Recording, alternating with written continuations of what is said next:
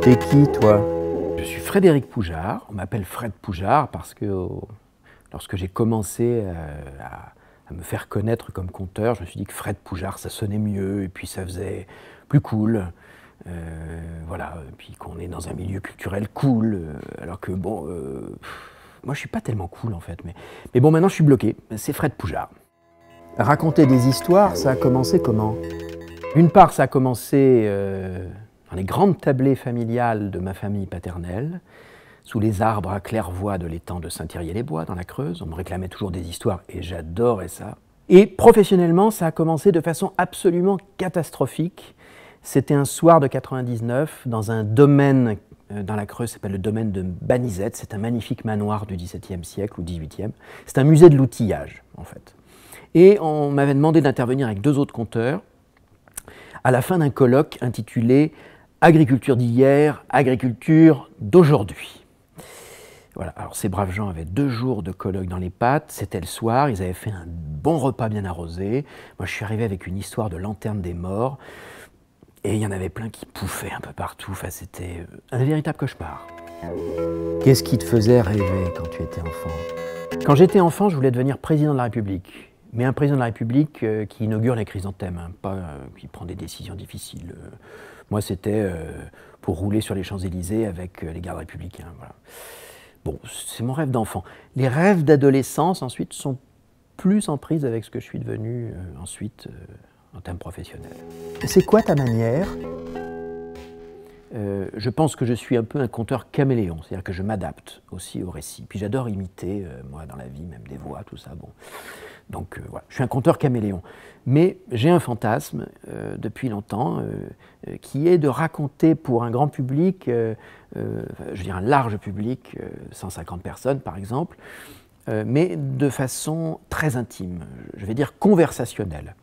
Et il me semble que dans un spectacle que j'ai fait en 2015, qui s'appelle Caput, d'après Curzio Malaparte, il me semble que j'y suis parvenu. À un moment donné, dans ce spectacle où finalement je suis cet extraordinaire conteur qui est Malaparte, qui est correspondant de guerre pour le Corriere della Sera sur le front de l'Est en 41-42, eh bien à un moment donné, dans le spectacle, voilà, je suis dans un village russe, détruit par les Allemands, et je médite devant un portrait de Staline sous lequel un soldat roumain a écrit au crayon « Aiurea », ce qui veut dire va donc. Enfin, ça, c'est la traduction de 1946. Bon. Et je médite, comme ça, sur les soldats et les chevaux morts dans Guerre et Paix, sur l'odeur de la guerre ancienne et l'odeur de la guerre moderne. Et je le fais à califourchon sur une chaise, tout devant la scène, et devant toutes ces personnes, je leur raconte ça comme si je me confiais au coin d'un feu ou dans un salon. Et c'est un moment que j'aime particulièrement parce que ce sont les histoires qui m'ont été racontées comme ça, souvent, qui m'ont le plus touché. Pour qui tu racontes? Je raconte pour tout le monde. Mais je raconte pas trop pour les bébés, les tout petits, ça c'est vraiment un travail, un savoir-faire spécifique. C'est quoi tes ombres, tes lumières? Mes ombres, elles ont toutes le même prénom, elles s'appellent toutes Mélancolie.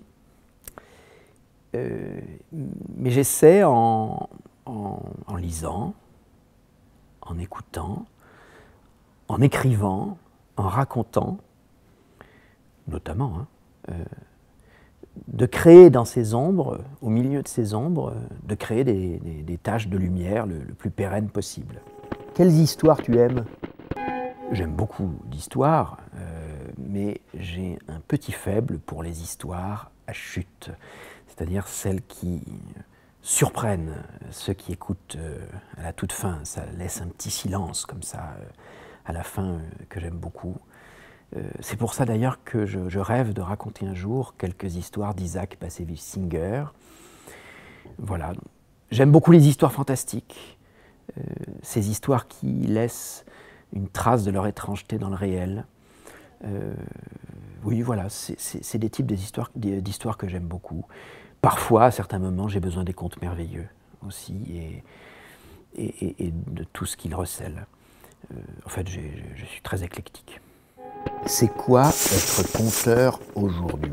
Ça mériterait un long développement. Alors, pour résumer, j'ai envie de dire qu'être conteur aujourd'hui, c'est pas très différent du conteur d'hier ou d'avant-hier. Hein.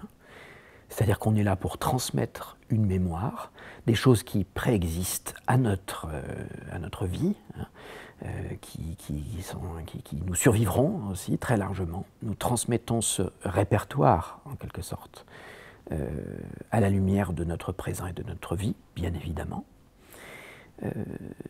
Et je crois que dans le monde actuel qui est de plus en plus occupé par l'image, les conteurs qui restent à la marge de tout cela, et tant mieux, il me semble qu'ils ont un rôle à jouer pour continuer à créer dans la tête des gens de l'espace libre, de grands espaces libres. Je vais donner un exemple. J'adore le cinéma, mais je vais dire une petite chose contre un film que j'aime beaucoup par ailleurs, qui s'appelle Smoke. C'est un film d'après l'œuvre de Paul Auster. À la fin de ce film merveilleux, Harvey Keitel, qui joue le rôle d'un buraliste, raconte une histoire à son pote écrivain qui est en manque d'inspiration. C'est une histoire qu'il a inventée à partir d'un fait réel de sa vie et d'un article qu'il vient de lire dans le journal. Ils sont au café. À partir de ces éléments-là, ils tissent quelque chose, un conte de Noël, très beau conte de Noël. Le cinéaste filme en gros plan. Keitel, il clope, hein, le film s'appelle Smoke quand même. Il raconte divinement, tout est pesé, c'est formidable, tout paraît improvisé. L'histoire s'achève, l'écrivain sourit en disant « Harvey Keitel, t'es vraiment un malin, toi ».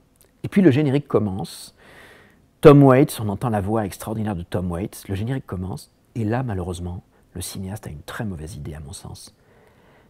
Il nous met en image l'histoire que vient de raconter Harvey Keitel. C'est-à-dire qu'il nous confisque une liberté que le conteur, une liberté d'imagination que le conteur venait de nous offrir.